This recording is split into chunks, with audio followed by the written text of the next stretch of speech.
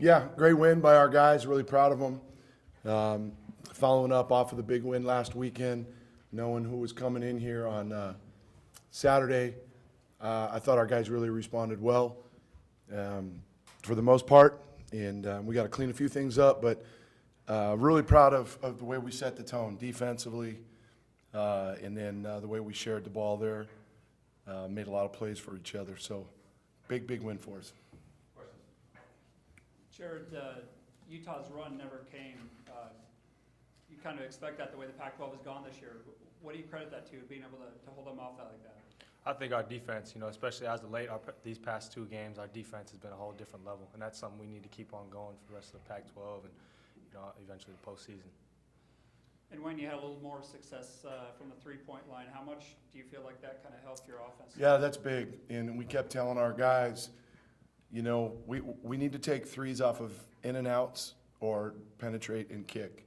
And when you do that, you're going to shoot a better percentage. And I thought we settled a few times, but all in all, that was a big step in the right direction as far as shooting that thing. We know we're capable of it, so it was good to do that and give us a little bit of confidence moving forward and to see where they came from. They came off of penetrate kicks or in and outs and the one mores and the roll and replace stuff that we work on all the time. So kudos to the guys for executing. Wayne, was this about as complete a 40-minute effort as you guys have had in the Pac-12 this year? Yeah, I mean, it's up there. Again, we broke down. We got a little sloppy at times, throwing the ball all over the place, jumping out and gambling.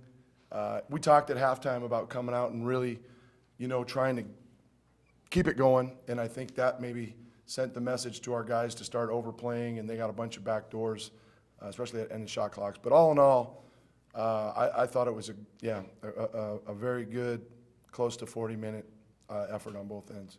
Did it feel like defensively in the first half, was that kind of an extension of the Oregon second half? It seemed like you guys were on point probably for the whole 20 minutes. Yeah, and the nice thing is we played a few possessions of our 1-3-1 and then a bunch of zone, and we didn't play any zone against Oregon other than some end line out of bounds. So it was great to see how the guys shifted gears, from a game last weekend where we were mostly man to now mixing and changing our defenses. So again, that's big time for our guys to be locked into the plan. Johnny, you guys had a pretty balanced offense tonight, kind of 9 different guys that scored a basket. What does that show about what you guys are capable of on offense? Everybody on the team can score the ball. It's just if we play together and get good shots, that's all that really matters. Shots are going to fall eventually.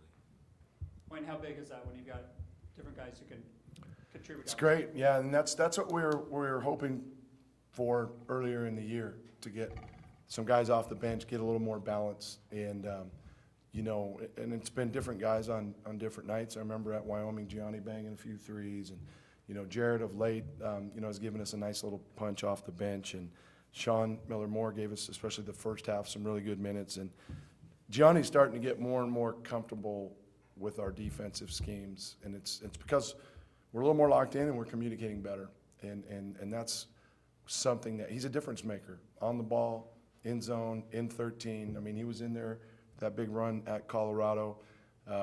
We just, it's hard for freshmen sometimes when you go in droughts. He's used to playing a lot, to stay engaged and stay enthusiastic, and all of the freshmen will tell you, and so when these guys are locked in, and you can tell that they've got, hot when they're excited to be out there and be ready to go. They really play at a high level. Wayne, you were talking about after the Oregon game, as well as you played in the second half, you really needed to follow that up with another performance like you did tonight. How important is that with the momentum you have now going into your next game against Colorado? It's great. I mean, it's the first time that we've won consecutive games in league. A buddy of mine said, "Don't let your guys look past tomorrow," meaning he said this yesterday. And we never mentioned, I don't think we mentioned Colorado. And we know what a great coach Larry is, and that's a very young team, and they've played some incredible basketball. But I thought tonight the difference was our guys' effort, and we just kind of wore on them, I think. And they were the second best free throw shooting team in the league and struggled from the line. And I just think it's a testament to our guys' energy and cohesiveness out there.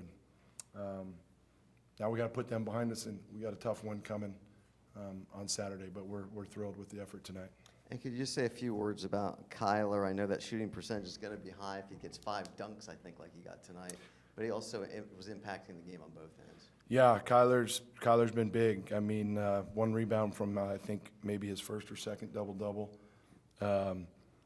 When he screens like that and sprints to screens and sprints to the rim on the roll, boy, it puts opponents in a tough spot. And Ethan was unbelievable with finding him at the rim. 11 assists. Is that a career high for Ethan, or has he been there once before? So Kyler's big when he's locked in. I mean, he tried to ask me to come out. That's the first time. I said, we don't have time, but then they called the timeout, and we took him out for a spell. But he's a difference maker when he's locked in mentally and physically, for sure. Jared, does it feel like you guys are building some momentum, or do you think you're just gonna be told you haven't done anything yet, and don't think about it? We don't worry about any of that. It's one at a time. Go ahead, Jay. Sorry. Yeah, for us, like Coach said, we take every game one game at a time.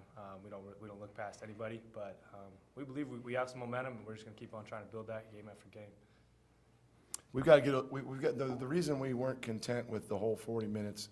We kept asking for guys to stay disciplined, because we know with what's in front of us down the stretch and where we expect to go, we've got to now get that.